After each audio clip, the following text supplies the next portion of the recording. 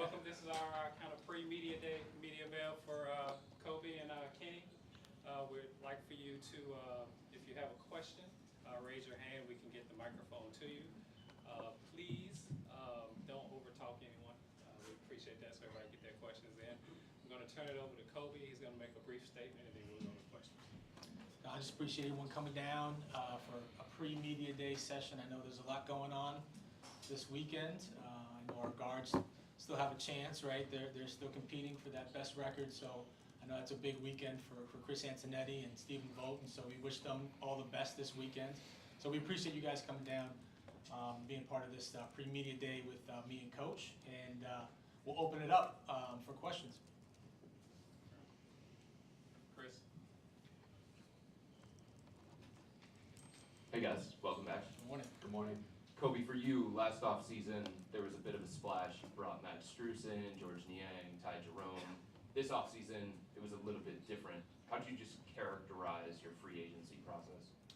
So I think it was very methodical in that we wanted to keep our best players in town, and you know we're big proponents of continuity here in terms of the roster, giving this young group a chance to really succeed, and give them a runway. And I think for us, you know, to build the lifeline of your core in this league, in this salary cap structure, is hard to do. And so for us to have the chance to create the runway for this core was really successful and not easy. You know, when you talk about bringing back a Donovan Mitchell, extending Jared Allen 2 years before he becomes unrestricted, you know, signing Evan Mobley to 5 more years at 23 years old. Even last summer, when you talk about Darius Garland's extension, and then late in the summer, Isaac Okoro. These are big core pieces to the Cavaliers, and guys that really wanted to be here. And so for us, it was a major success and a chance, like I said, to extend the lifeline of this core. And then for both of you guys, you know, this is an organization that's coming off back-to-back playoff appearances, 99 wins over the last 2 years, advanced to the Eastern Conference semifinals. At what point do you set the expectations to championship? Are you there right now? I would say for us, the goal is always championship, especially with this group. We want to win rounds of the playoffs, and that's really difficult to do. To finish, you know, in the final 8 or Elite 8, if you want to say, of the NBA, was huge for us. Big step for us, right? When you look at the age of the group and our success, but the next step of winning rounds of the playoffs is really difficult. Putting yourself in that position, being healthy, having really successful regular seasons, which we believe is very important, is a part of it. And we brought in Kenny to help us take that next step in a really competitive East, in a tough league. But I think we're right there with some of the best teams in the league, and certainly in the East. Hey Chris, just to your first question, because I think it's really important. I think continuity is a coach's dream. A team that's won 99 games the last 2 years. And I think the other important thing about that, it's a young team. So internal improvement is huge for us. That's, to me, because I know next step it's going to keep coming up. So we have great continuity and youth. You know, those two things. And if we continue with our internal improvement, we talk about it, we're not skipping steps, right? We're taking step by step, and I know we've had meetings with each of our players over these past couple of weeks, and we're kind of all on the same page, right?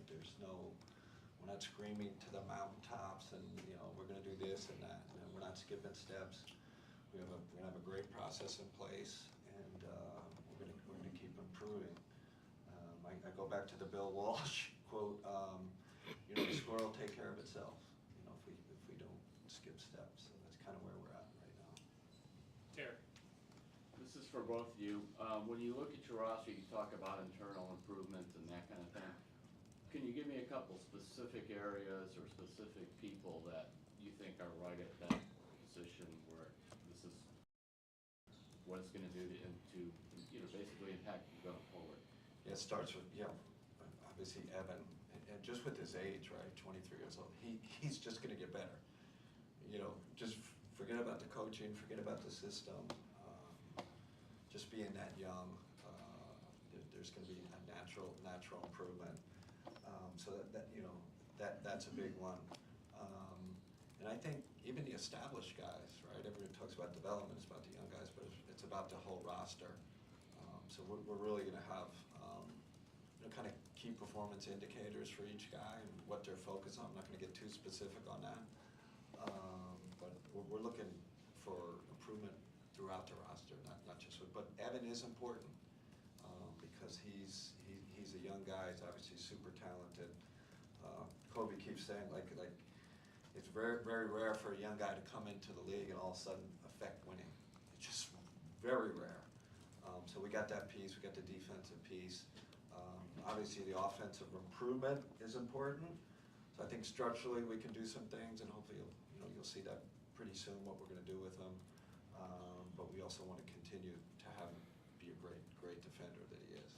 And Koby, along the same lines too, you mentioned Jarrett. He had 2 more years to go before the free agent, so you extend him and chat a little bit about when that decision, and also bringing Okoro back with you. 3 years, I think, isn't it? Yep. Yeah. So Jared's immensely important to us. I think I sent you the stat about when he's not playing versus when he is playing. I think we're almost like a 500 team when he's not playing, which is remarkable. He's the oldest 26-year-old you'll ever find. It's incredible that he's 26 years old somehow. And this is his second extension. The first one was a 5-year, $100 million extension that everyone was like, whoa, that's a lot. Well, became one of the best contracts in the league. And now to extend them and tack on another 3 years keeps that continuity. He's the core of our defense, super consistent. Obviously the fluke injury in the playoffs where he gets jacked in the ribs. Before that, he played 81 games in a row, 77 regular season games, 4 straight playoff games, and was really playing well in the playoffs. And so we want to grow off of that. I think his next evolution is real playoff success for us, being that anchor. And I think it speaks to, listen, when we traded for him, we were in the middle of our rebuild. He changed the trajectory, and he made the decision to stay in restricted free agency. And that sort of behavior is what we want here, right?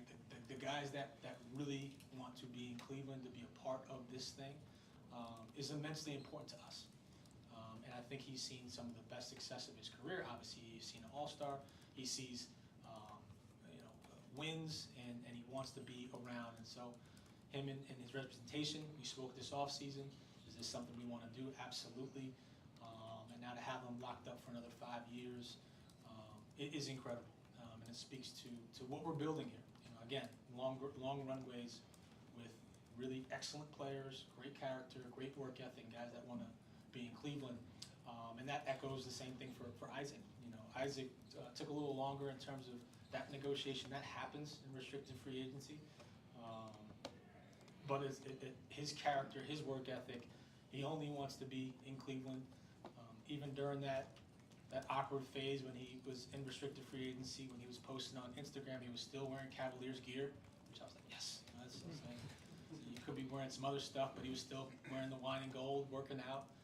So he identifies with this place, and we're going to need him. Coach knows we're going to need a force on defense. There's some really talented offensive players in an offensive-driven league, and we need guys that their bread and butter is to stop or make it really difficult for some of the best players in the world. And as soon as he signed, he was up here, he was ready to go, and he's going to be a really important part of our run. Dan. Hey guys, Kenny, for you, with having a summer to really dive into things, and with Evan in particular, where do you think that the biggest growth for him offensively is still to come, and what area on that side of the floor? Starts with his usage. I think when you look at the top bigs in the league, a lot of good offensive teams play through their bigs now, especially with the 5-out. That's 5-out formation that's dominated in the league. So you guys saw it, and everybody saw it in the Boston series where he had the ball in his hands a little bit more. And to me, it starts in transition, rebound and push. We definitely want to see more of that because the skill level is undeniable. The passing is want to get him more downhill, right? Like, can he get a little more aggressive to the rim? You know, when he's pushing it. You know, I have my eyes on that rim, and I told him yesterday, you have your eyes on the rim, you're down, but you're also such a good passer, you can make the play. In open gym yesterday, he got downhill, went to the rim, and he just, you know, threw it to somebody for a corner three. So that's important. In the half court, again, you know, playing you know, kind of a 5-out system, him handling the ball more in that trail position, which is a playmaking position, right? You know, not saying he didn't do that last year, but I think you'll see more of that.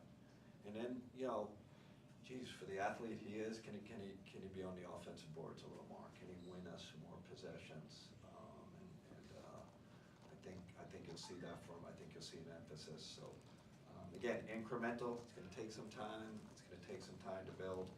And the last thing, our performance team is doing an incredible job, you know, building his body up. And I know he's made a real effort and emphasis this summer to get stronger. He's going to get strong. I mean, right? It's just he's 23, the natural build. So now we got a real complete player. The last thing is the three-point shooting.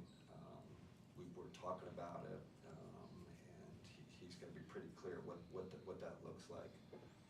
But he's more than capable of stretching it. We know that, and that's part of the internal development. What we're talking about, we're gonna keep improving that shot. But me as a coach, I think I'm more of a, you know, build you up and encourage, and I think with all those pieces, he's gonna keep getting better. With the three-point shooting, you've been in places where bigs have kind of transformed from guys that didn't necessarily shoot at a high volume to guys that do, like Al Horford in Atlanta and then Brook in Brooklyn. Is that something that we could expect out of Evan, that type of transformation?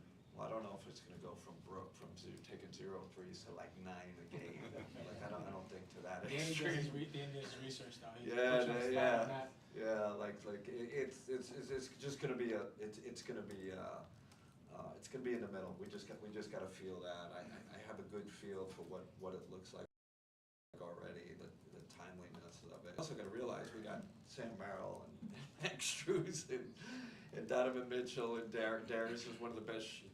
You know, I sent Darius and Donovan a stat the other day. Two of the best shooters in the league. Like, anybody see that Kirk Goldberry? You know, like holy mackerel. Like, so, yes, we want him to shoot threes, but I don't know if it's Brook Lopez 9 a game, right? It's just going to be a balance. But I think the focus of those first things I talk about and the three-point shooting, it's just going to come. It's going to evolve. Jeff. Kenny, this one is for you. What impact will you have, especially when it comes to the playoffs, to make the Cavaliers go deeper? Great question. I think that's part of the reason we're all here. First thing is health, right? I don't know. Cavs healthy team last year, you know, changes things, right? So I think there's an organizational kind of collective, integrated approach to how we're going to build this team up, where there's not only health but also peak performance in the playoffs. But there's got to be a plan in place. You know, I can't get on the whiteboard here and detail it all out. But that's first and foremost. I do think you know, adjustments are big in the playoffs, and if you don't kind of prepare for that during the year, you know, February, March, November, whether that's switching defenses, whether it's offensive tweaks against switches, but I do think you have to work on that stuff periodically throughout. Not periodically, consistently throughout the year. Those playoff adjustments. So I think that's you know, those are the two big ones for me: health, and then how are we building our details to our adjustments? Because we all know, all of a sudden the playoffs come, you're in this series, and they're throwing something at you. Is this the first time we've seen it? Is this the first time we've switched 1 through 5? Is this the first time we've gone box and 1? Is this the first time we played 2-3 zone? Whatever it is, right? We've been working on that all season. Jim. mentioned internal improvement at your opening presser. You even mentioned, hey, Donovan's included in that group too. If he's whatever top 15, top 10 right now, there's no reason we can't get him into Yes. that top 5 conversation. What would that next step look like for him? Oh, great question. Well, to me, it's a leadership piece first, right? Like what does that look like? You're great player, and he's already a great leader. But us, we've had those conversations of being a great leader from an on-court perspective. Again, I told him I don't think you realize how great a shooter you are. So part of that is great shooter. Part of it is on our staff is get him easier shots, get him more catch and shoot shots, and then putting him in the right positions to be more efficient. He's super efficient already, but how do we tweak this system where he's running off the ball more? Can we get you more corner threes? I think we're 23rd in transition corner threes. Can we get you the simple ones? Make your life easier. Maybe instead of getting a grenade at the end of the shot clock, and now boom, I got to make a play. So we got to get him the easy stuff, and then I feel a responsibility for that. Like make his life easier. Are we celebrating screening?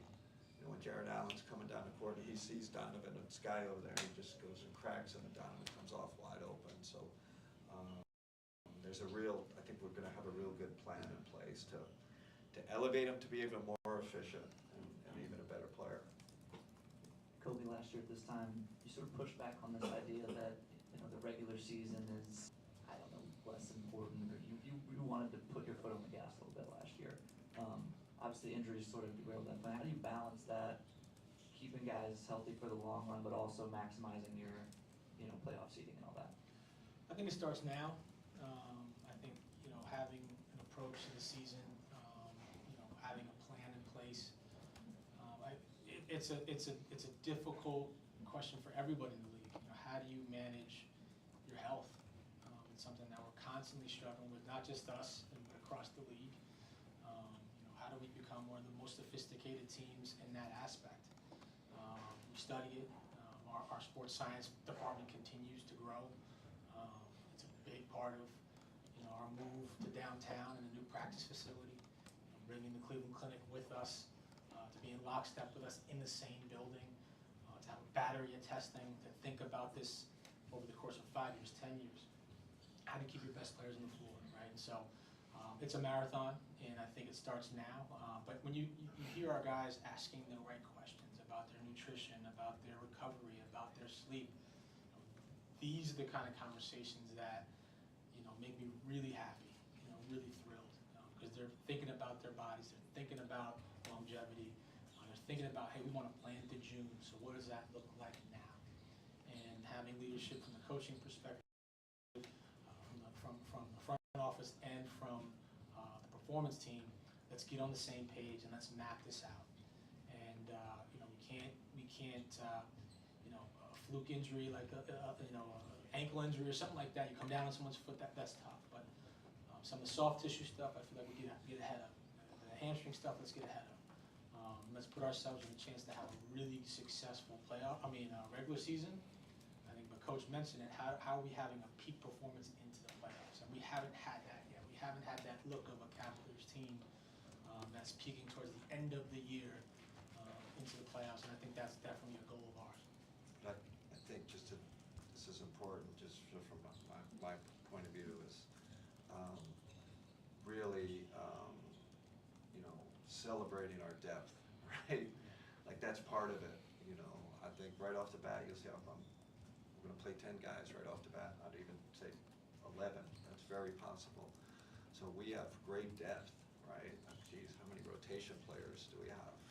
Like it's so.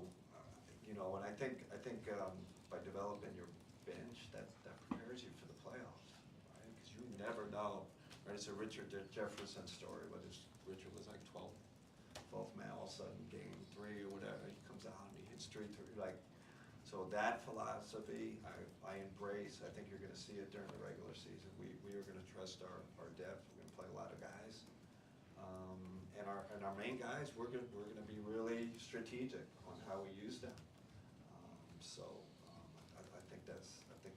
I think that's a bit of, bit of a shift, definitely part of our coaching staff's philosophy. Cam? Hey guys, Koby, this offseason, or after the season, you talked about why Darius and Donovan work together, why Jared and Evan work together on the court, and the net positive with them on the floor together. Now with Kenny here though, what does it look like in making sure that it is undeniable that those pairings work together on the court at the same time? I think, look, I mean, there's way more data that speaks to it works than it doesn't, right? You don't fluke your way into 99 wins, and something that just doesn't work. I think, Darius is an interesting one because I don't think we've given him enough credit for what he's done here for us in this franchise. He's now, as crazy as it sounds, he's the longest tenured Cav, right? We drafted him 19 wins to 22 wins to 44 wins in an all-star season. Then we bring it down to Mitchell, we go to 51 wins, and he makes a huge sacrifice doing that. But he was a big part of this evolution of this franchise, us taking a step forward, and quite frankly, making this a cool place to be. I mean, a fun, dynamic, pass-first point guard that made us a national level team in terms of being on TV, all-star games, the lobs, all that stuff. It was a fun team. What's going on in Cleveland? And that was led by Darius. And I think the last 2 years, he's made some real sacrifices as we've built out this roster. Obviously, bringing in Donovan Mitchell. I think no one's more excited to coach Darius than Kenny. You know what I mean? Point guard in his own right, does a great job with point guards, and we need to bring Darius back to that level. That all-star level. He's such an important piece to this thing. And like Coach said, there's depth, and we want to be, we're a super talented team. How do we make that work? And in the playoffs, we're going to need that ultra-dynamic backcourt. That's a huge strength of ours, right? That's how we're going to attack teams. Latent shot clocks, everyone's over-scouted, and they take away your first look, your second look, and now it's go make a play. And so to have two dynamic ball handlers like that are great people, great leaders, and want to be in Cleveland, for me that's a huge success. And the same thing with the bigs. Number one defense, top 5 defense. Evan Mobley, runner-up for Defensive Player of the Year 2 years ago. 55 games last year because he got hurt, but he's going to be in that conversation for years to come. Why not keep this dynamic defense and elevate the offense? Figure out how to elevate the offense. And look, we interviewed Kenny. He was excited about the roster. Like, don't do anything. Let's figure this out. Let's embrace that core 4. And certainly that's what we've done from the front office perspective and ownership perspective. Let's keep this continuity. Let's extend the lifeline of this core and see what we can do. The easiest thing is to break the thing up, right? But like I said, there's way more evidence that speaks to success than not. Tom? Tom Withers, Associated Press. Kenny, excuse me for being late. Tom usually is the first question, so Oh, yeah. Hey, I was wondering, other than seeing Steph bury 3-pointers over in Paris, how was your Olympic experience? Oh. we were supposed to have a scout report too. It was unbelievable. I was having a great time in this press conference. That was a phenomenal experience. And first, just like the cultural piece, right? France, Paris, Olympics, fast forward to USA, USA versus France. And obviously my relationship with Steph, having been with him for a long time. And it was surreal, really. What did I see? That final game, what was it, 25 million people, that was the TV audience, it was great. I can't tell you how many people texted me, that was so phenomenal, the FIBA, the whole thing, it was like the NCAA tournament, every game counts, and you guys almost got knocked out by Japan, and just all this stuff, and every game was there was a lot of pressure because we were the host country, and I said it was almost like going through a NBA playoffs. Because every game was playoff prep type pressure, 27,000 people, at every game, and then yeah, Steph and LeBron orchestrated their little two-man game that kind of knocked us out. That was a tough way to go out. But for the NBA, like that was that was a real celebration. I mean, right, every team, Canada had 11 NBA players. We had 6 or 7. Obviously, Team USA. It was just it was incredible. Great experience.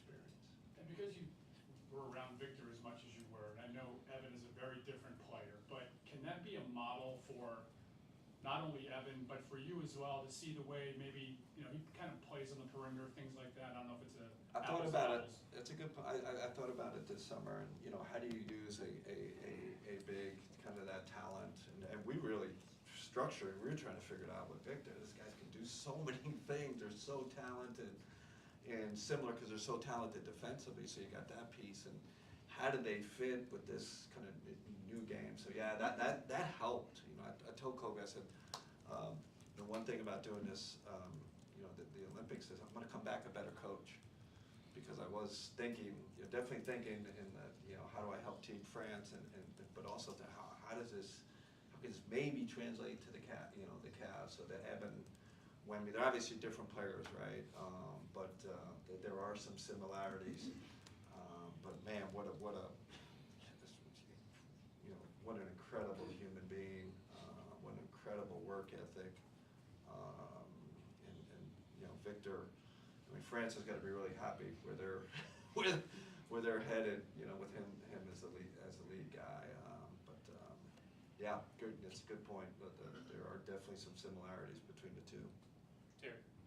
I'd like Kenny to take this one first, and then Koby. Yeah. Kenny, amateur opinion, but so what? When I'm going to give it anyway. When I was watching last year, Koby knows what that's about, but they were very dynamic offensively when the ball was in Donovan's hands, and part of that was when Darius was out, and there was a lot of movement, amateur eyes, but without the ball, with him just kind of being sort of like the sun with the solar planets around him. Mm-hmm. And I wondered, and frankly, some of that seemed to disappear when they kind of got back together. And as maybe the purist, or whatever, I missed that. And I know there was a lot of data also about Strus and Donovan in the backcourt, being pretty good. So when you talk about Darius and Donovan together, I guess the counter argument, which I'm making to some extent, well, what about that? Well, and I really kind of sold this to Koby, like during the interview, like you, especially, and we'll go to the playoff conversation, because you have to be so versatile in the playoffs, right? Even with the two bigs, right? Like there are series where you need two bigs out there the majority, 95% of the time to win the series. Same thing with the guards. So it starts with the rotations, getting the optimal rotations with both the guard situation and the bigs. But I've also seen a championship one with two small, I think of the Steph and Jordan Poole thing and how that helped us. So I don't understand how we're so talented, who are unselfish, who are both excellent passers, why that can't work. They are complementary to me.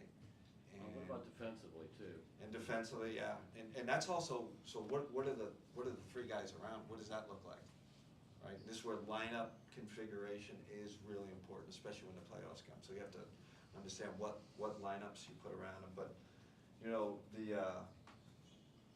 Darius conversation, defensively, I've always rated him as a plus defender. In my professional opinion, you have an amateur opinion, I'm gonna give you a professional opinion. There is a strength thing there, right? Especially with the way the league's played, right? It's a go through your chest league, right? And there is a strength thing there. And Darius, to his credit, he's gotten stronger this summer. He's gonna keep, it's one of our folk, you talk about internal improvement, it's not always on court, it's from there. And I saw that evolution with Steph, right? Like Steph and Darius is in the same bucket. Competitor, elite instincts, defensively. Now it's he's still a young guy developing his body, so he's going to keep getting stronger. So all those things together, and then configuring the lineups. But man, like Koby said, when it comes down to it in the playoffs, you know, and you guys saw it with the championship with Kyrie, you need guys that can get you a bucket and shoot off the dribble threes and all that. So we have that. So I'm confident we're going to keep improving with both of the big combination and I don't even like small guard, like small, like they're both you know, sufficient from a size standpoint for me because of their skill level, Terry. Sorry, Nate. Hey, Koby. From the outside looking in, it seemed like, you know, when Donovan signed the contract extension, it would be just a monumental kind of development event for the franchise. How would you characterize it, just in terms of importance of the big picture, and kind of what does it say about him and the way he's embraced everything here, and to the point where he's keg bowling in the Muni lot, you know, just a couple weeks ago? It's a great point. You know, I think, I don't know, BJ can attest to this, maybe the half hour after we traded for him, he was already going to another team, right? So like 2 years ago, we made the trade for him. And those swirling, you know, sort of rumors of where he wanted to go, and he's been all in since day one. And that's not to say he didn't think about different situations, not to say that he hasn't, you know, in his time around the league, talked to different players, is what they've done. But when you hear him talk about this place, he says, I finally found a home, which is great. I mean, that's what we want Cleveland to be, right? We want guys that want to embrace the city, embrace this organization. I think, you know, he found 2 of the best years of his career here, which is immensely important. He found success, he found playoff success, but he also sees us putting in place a great future, you know, with a young, talented roster around him, which we think can be championship level for years to come. And he's very, very smart. He's very intellectual in terms of his thought process and his plans. He has very, very high, lofty goals. And we talked about that a lot this offseason. But you see him, you know, he's 10-toed down, like he's embraced this place. He's happy, right? You know, he's smiling. And I think it's a testament to the organization, to Dan, to the Gilbert family. When people walk through these doors, I think the first thing they're impressed with is, man, there's a real emphasis on winning. You know, the amount of resources that this organization has. You know, this is not a mid-market team in terms of our resources. You know, Dan puts us in a position to really compete for the best athletes, bring them to Cleveland, and I always say, find your best self in Cleveland. And that's what he's done. And so, you know, his extension allows us to continue this runway, continues to allow us to compete for championships for years to come. And again, like, you know, that's the whole point. You took a huge risk by bringing and acquiring a 5-time All-Star that was 25 years old at the time, 26 years old, and you got to sell him on the place. And he's all the way in. And it's awesome to have a partner in Donovan Mitchell like we have now, to create this atmosphere, you know. And you know, Coach doesn't want me to brag, but like, we've had guys in this building after Labor Day, like right after Labor Day, led by Donovan Mitchell. And so when you have your superstar leading the charge back to Cleveland, when you could be anywhere else, LA, Miami, New York, that's huge. And the work has started this off season into September. And you know, he's an incredible leader, and obviously one of the biggest trades in franchise history, and certainly one of the best extensions in franchise history. Jason. Koby, we're pretty early into the new era of salary cap and aprons and all that. I'm wondering, as you guys get ready to go back into that world this year, next year, whatever, have you learned anything yet from the teams that have already in there? And did that play a role at all in trying to keep the nucleus together before you hit aprons? I think, you know, Jason, it's a good question in terms of, you know, the new collective bargaining agreement and just how restrictive the second apron is. You know, we don't want to nerd out. John Nichols is here. He does our strategy, and you know, he could do a separate session on this whole new collective bargaining agreement. But for all intents and purposes, the second apron is almost like a hard cap, and it really debilitates your ability to improve your team, to make trades. If you're in it for too long, it even freezes a draft pick years out. And so you got to be really strategic on what you do with not even so much your space. You know, we're never going to be a cap space team, but operating over the salary cap and into the tax, and not going too far into the tax that it takes you away from the ability to improve. And I think, you know, Jason, we're still studying. You know, there's 2 or 3 teams last year that went over the second apron that had tough summers this offseason. If you don't reach that pinnacle and you can't get better, what does that mean? And you have this astronomical tax bill. You know, we're really fortunate that Evan Mobley was as good as he was for the years that he has been, you know, under rookie scale. You know, and this is the last year that we get to have that benefit of Evan Mobley being under rookie scale. You know, he jumps next year, and then we probably most likely will be in the tax. But how do we operate within that? And I think, to your point, one, absolutely, you want to extend your best players. You want to keep your best players in town. You know, that's absolutely always a strategy. But to control your destiny with your best players in the contract gives you a lot more sustainability, a little bit more leverage in terms of your negotiations with other teams if you have to go that direction. But you know, we certainly have looked at it. We studied it. It's only been about a year now. Restrictive policies are coming in this year now that it's fully in place, and we're going to continue to study it and hopefully stay away from that second apron. But there's definitely a portion of us looking at it and saying, you know, keep your best players under contract for as long as you can before you get to this zone where almost the NBA doesn't want you to be in. You know, keeping your most talented players under contract. You know, we'll have that ability to continue to do, and then it just becomes a discussion of how much Dan wants to go into the tax. But we've never been afraid of that. It's more strategic of when do you do it and when do you become a repeater. You know, we're fortunate to have ownership that's not scared of the number. It's when we go in and how good we can be when we're in. No. Spence. Spencer Davis, Cavaliers on SI. Kenny, you brought up Darius earlier, and I'm just curious because you're talking about how him and Donovan are some of the best shooters in the NBA. How do you get someone who is as unselfish as Darius and used to being that way as a point guard to kind of be a more aggressive with three-point shot, whether it's in the trail and transition or just even on pull-ups? Yeah. Take more threes, right? It was a basket. We want Darius to take more threes. It's okay. I sent him that and he It's a sent me great back, question. oh, he goes, oh, I gotta pick up my volume. Yeah. He's gotta shoot more, but it's not that simple, right? Like that's where the coaching comes in, and that's where strategy comes in, and that's where I know when Ricky was here, he came off a lot of off-ball screens.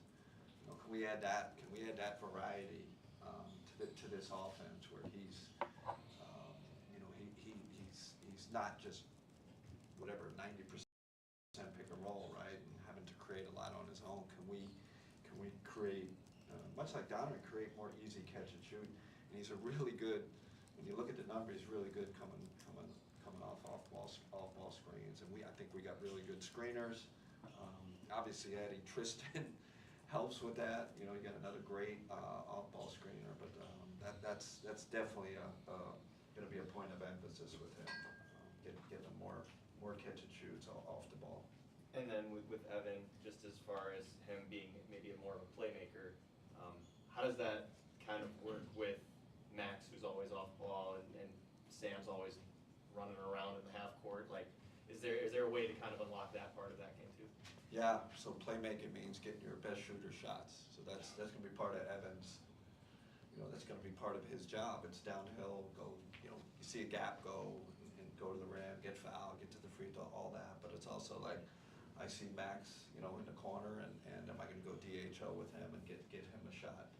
Or I'm in the trail position, you know, Donovan's got the ball, and I see Sam Merrill on the wing. Am I going to go gonna go screen for him and get him a shot. You know, it's really shifted in this league. Bigs have become, gonna be a good decision maker, right? Like not only with the ball, but without the ball. That's gonna be, again, part of his evolution. That's gonna be part of our coaching emphasis. It's multifaceted. It's definitely not one thing where, you know, maybe we're a Giannis, he given just downhill every time. No, this is, we got a lot of variety, a lot of shooters, so we're gonna have to, you know, figure that out with Evan. But I'm pretty confident with the passing ability, the IQ, and then the threat to the rim. You know, the threat to the rim, and also we can space him sometimes. It's exciting. It's gonna be really exciting to see his growth this year. Gonna go to the last two, Chris and then Sam. Koby, you were excited about the signing of Ty Jerome last offseason. He played 2 games for you. What is his current status health-wise, and where does he fit into this? Yeah, so he had a really good offseason.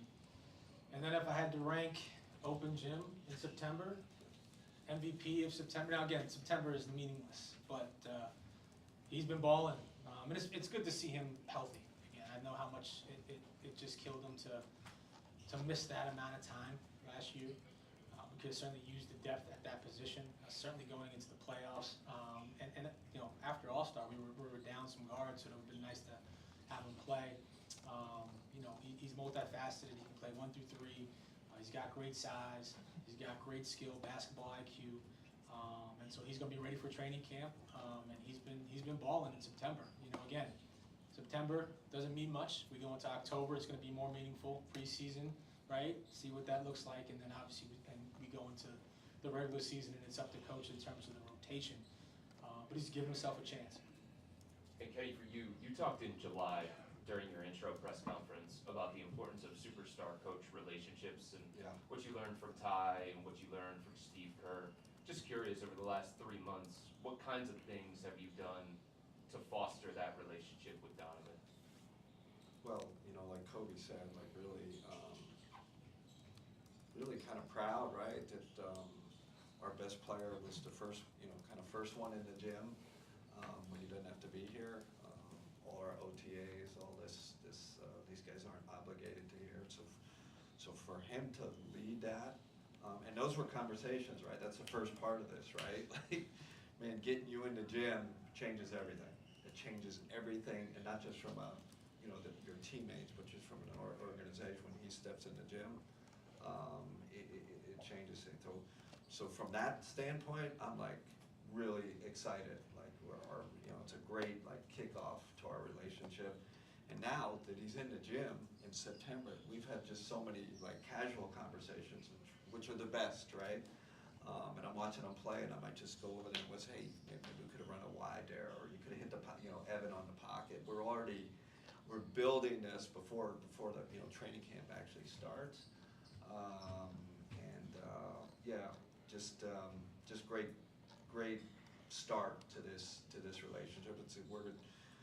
There's going to be ups and downs. There's going to be the hard times, and those are going to be the real test of our relationship. But man, I feel like we've gotten off to a fantastic, and not just with him, right? It's with Evan and Darius and Max and J.A. and Karis reconnecting with him. The fact that all these guys have been, like, I am so excited. Like, I think if I just went into this first day training camp, hey everybody, let's get in, let's go to the media room, start teaching.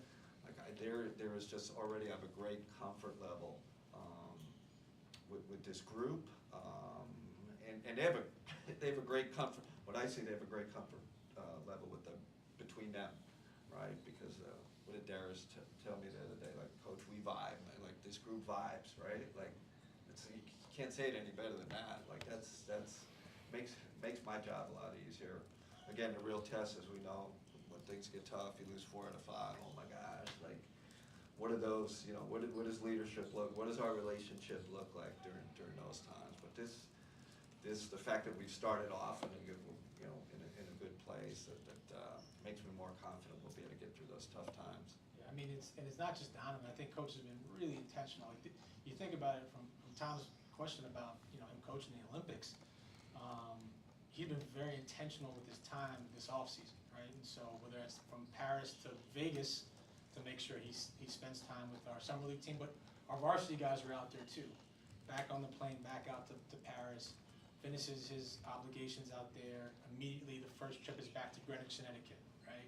And now he's in the gym with Donovan. He's sending me and Mike Gansey some footage of Don shooting. I'm like, I didn't even know you were making that trip. That was his first trip back, right, from Paris to Greenwich.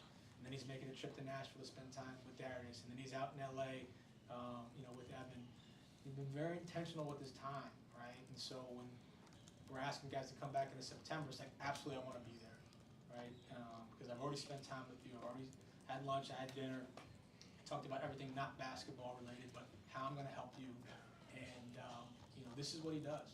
He's made great connections with guys right off the jump, right? And that's a huge testament to who he is. He's going to make great connections. He's going to give you highly specific plans, personalized plans for your development, your growth. And we've seen immediate returns already, which is his ability to connect. And it's a basketball piece here. This is how we're going to grow you. This is how we're going to help you. But he's being humble, and you're talking about traveling thousands of miles to go see guys where they live. That speaks to who he is, and it's very important. And it wasn't just Donovan. He traveled across the country to go see Evans work out, and now Evans back in Cleveland, and they're working. So it was a monster off season for you, but really successful off season. Thanks, Sam. Let's wrap it up for us, sir. Koby, this is the first time in franchise history, I believe, that the team's going out of state for training camp. The first time? I'm pretty sure out of state. Out of state. A state. Don't question me. Okay. Certainly first time, yeah. But how did that come about, and what was the purpose behind it? And I'm assuming you're still going despite all. We're hopeful. Obviously, as the sun rises and we're getting reports from the ground, we're hopeful. Our friends down in Sarasota and Bradenton and IMG are doing well. We have a few days for it to obviously some of the storm surge to recede, and hopefully the power's on. I mean, we dealt with our own hurricane this summer. I mean, how many people's power out? I was out for 5 days. It was ridiculous. So I'm hopeful Florida has more capacity than we do to get back online. So we're really hopeful to do that. I think for us, we found a lot of success in Paris as a group. We really did. Obviously we won the game, but to have the camaraderie of the team together for a week in a city, we loved that time together. We grew as a team. I think guys got better during that week. We found camaraderie. We found great success, obviously, in the game. And so how do we sort of replicate that? And we haven't, since I've been here. This is year 13 I've been with the Cavaliers. We've never done anything like this. I think the timing is right to sort of switch it up, have a different look and feel in training camp, create some great vibes going into the season. IMG Academy is remarkable. Multiple football teams have had their training camps down there. Speaks to the performance piece that we want to implement this year.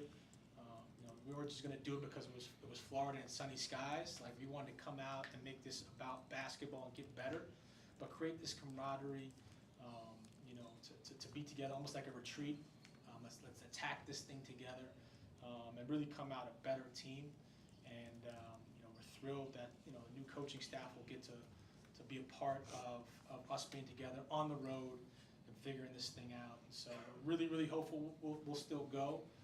But it's a great question. We haven't done this in a while. But I will say Paris kind of was like, wow, what if we take this show on the road?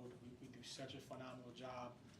Mark Cashman, who does our basketball operations for years, he's like almost tenured at this point, put together this trip, huge part of the Paris trip, and we make these things a lot of fun for the guys. We make these things a lot of fun for the staff, and we come out stronger as an organization. And certainly after Paris, we were stronger as an organization. So that was the thought process with going down south. Okay, that's going to wrap it up for us, guys. I appreciate it. Koby. Thanks, everybody. Thank you, guys. Thank you. Big hang tight for me. I'm gonna give you a few housekeeping items for Media Day, and